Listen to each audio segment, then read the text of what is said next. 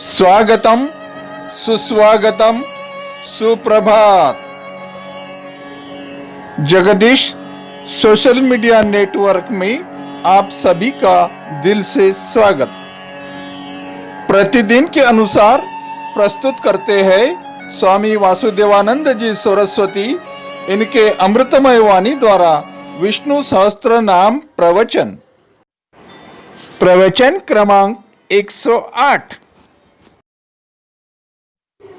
प्रथम नमन आपको, जय गुरुदेव। आइए अब सुनते हैं स्वामी जी का प्रवचन। श्री विष्णु सहस्त्रनाम ज्ञान यज्ञ प्रवचन क्रमांक 108, श्लोक क्रमांक 23 और नाम क्रमांक 92। ओम त्र्यंबकं यजामहे सुगंधिं पुष्टिवर्धनम् उर्वारुकमिव बन्धनान् मृत्योर्मुक्षीयमामृतात्। समस्तजनकल्याणनिरतं करुणामयं नमामि चिन्मयं देवं सद्गुरुं ब्रह्मविद्वरं शान्ताकारं भुजगशयनं पद्मनाभं सुरेशं विश्वाधारं गगनसदृशं मेघवर्णं शुभांगं लक्ष्मीकान्तं कमलनयनं योगिभिर्ध्यानगम्यं वन्दे विष्णुं भवभयहरं सर्वलोकैकनाथं। सुरेशः शरणं शर्म विश्वरेतः प्रजाभवः अहः संवत्सरो व्यालः प्रत्ययः सर्वदर्शनः। ओम व्यालाय नमः। ओम तत्सत। भीष्म पितामह जी महाराज संवत्सर रूप परमात्मा का वर्णन करने के अनंतर अब व्याल नाम का वर्णन करते हैं। व्याल का अर्थ है शेषनाग रूप सांप। सांप को भी व्याल कहते हैं। अब भगवान को शेषनाग कहा, सांप कहा, आइए इस पर थोड़ा चिंतन करते हैं। व्यालवत ग्रहीतुम अशक्यत्वात् व्यालः, सर्प के समान ग्रहण करने में न आ सकने के कारण परमात्मा को व्याल कहते हैं। अब काल में और व्याल में बहुत ही अधिक साम्यता दिखाई देती है।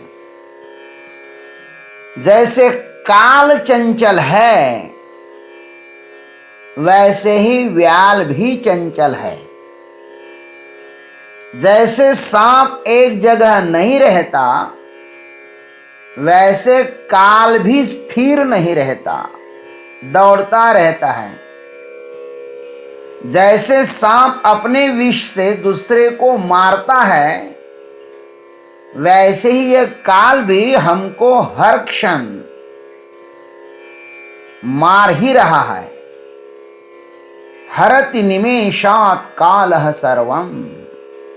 भाष्यकार ने भजगोविंदम स्तोत्र में कहा है, हम जो कुछ भी आजीवन जो कुछ भी इकट्ठा करते हैं, काल उसको निमिष मात्र में हमसे छीन लेता है। हरति निमेषात् कालः सर्वम्। अथवा जैसे व्याल अपने भक्ष्य को बेहोश करके फिर उसका भक्षण करता है, वैसे काल भी जीवों को बेहोश करके उसका भक्षण कर रहा है। काल अवश्यम भावी है, अटल है। आज तक मृत्यु से कोई भी नहीं बच पाया। मृत्यु अवश्यम भावी है। मनापाहता सत्य हे मृत्यु भूमि, जिता बोलती सर्व ही जीवमीमी, चिरंजीव हे सर्व ही मानिताती, अकस्मात सोडो निया सर्व जाती।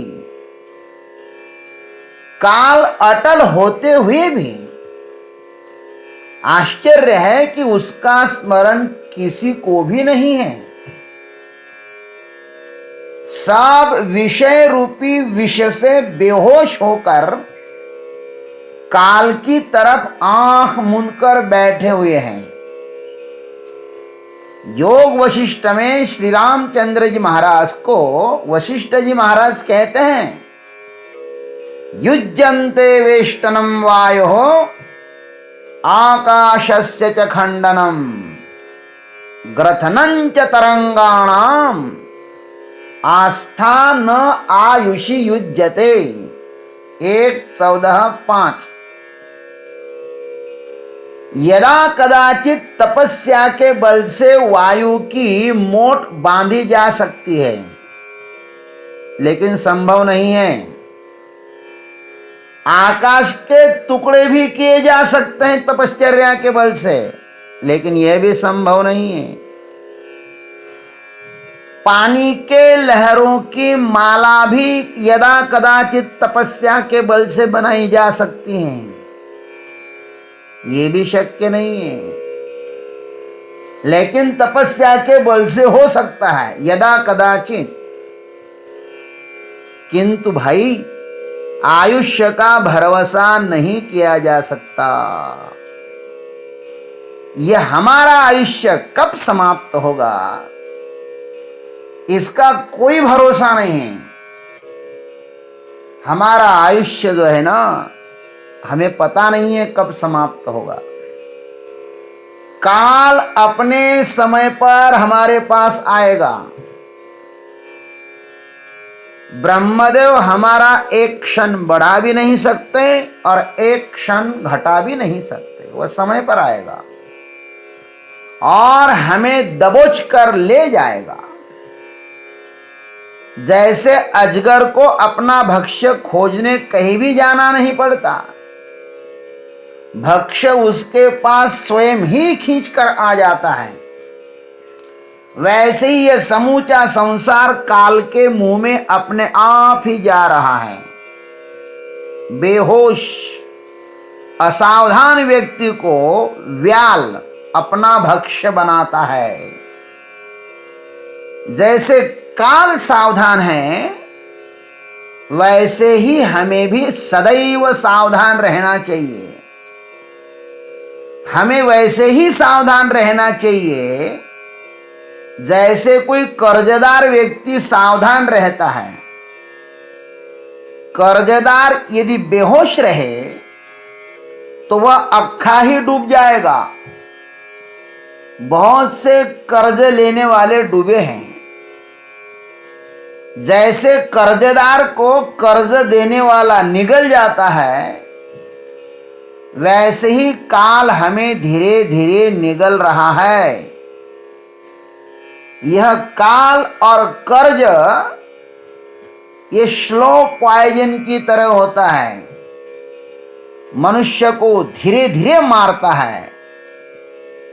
सांप भी अपनी शिकार को धीरे धीरे ही निगल लेता है।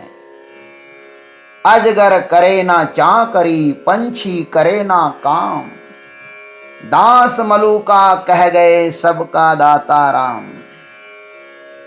शास्त्रों में काल का वर्णन इस प्रकार आया हुआ है। कैसा, आइए हम आपको श्लोक सुनाते हैं।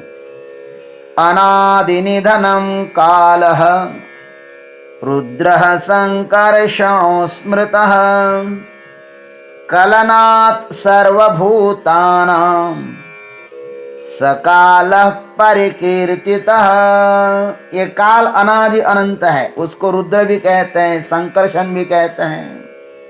और ये भूतों की गणना करता रहता है।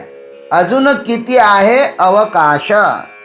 खैर, कालस्तु त्रिविधो ज्ञेयो अतीतो नागत एव च, वर्तमानस्तृतीयस्तु वक्ष्यामि शृणु लक्षणम। वो 3 प्रकार का है, भूत भविष्य और वर्तमान। कालः कलयते लोकं, कालः कलयते जगत, कालः कलयते विश्वं, तेन कालोऽभिधीयते। काल सबकी गणना करता है। कालस्य वशगः सर्वे देवर्षिर्सिद्धकिन्नराः, कालो हि भगवान देवः स साक्षात् परमेश्वरः। काल के वश में देव ऋषि सिद्ध किन्नर सब कुछ काल के वश में है। कालो ही भगवान देव, काल ही साक्षात परमात्मा है।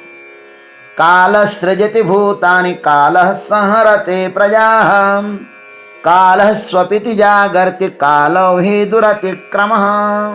काल ही इस संसार का सृजन करता है, काल ही इसका संहार करता है, और काल ही इनको सुलाता है, जगाता है। और काल का अतिक्रमण करना सबके लिए कठिन है।